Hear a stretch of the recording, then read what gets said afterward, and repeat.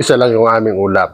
Ngayon, mag-aagawan yung aking tatlong anak tsaka ako kung sa kaninong isdang ito. Kaya ang gawin natin, padamihin natin, himayin lang natin. Una, ipakita yung buong proseso. Kami naman po kakain, kaya alam naman po mga anak ko na ako'y malinis sa pagkain. Lagyan natin sa malinis na piraso lang talaga yan. Oh. Yan. Yan na yun. Huwag na natin ituloy.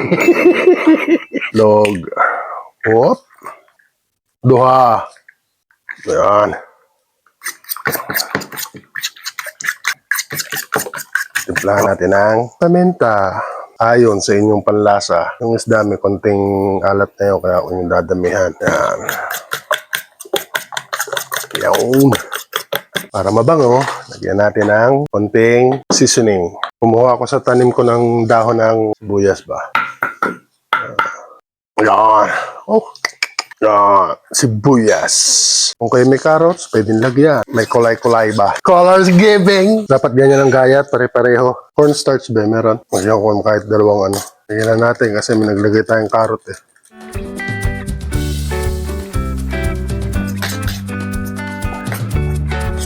Yan. Oo, diba? Yan, may tira pa oh. Sayang. Pero bukas uli, baka may isda uli. Panlahok uli.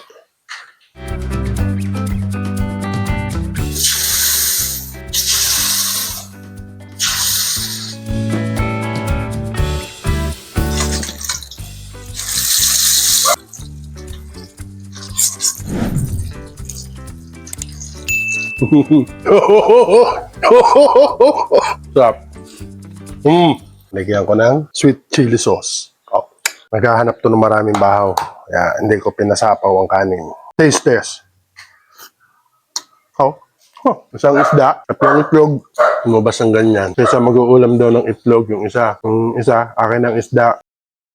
May kinamatisan pa pala ako. So, kaya naman ni Carlo eh. Yung papa, sarap. Yung mga gantong ulam. Kahit galit-galit muna, mamaya na ang pulong. Kimilig sa pulong. Pag tingin mong ganyan, wala na yan.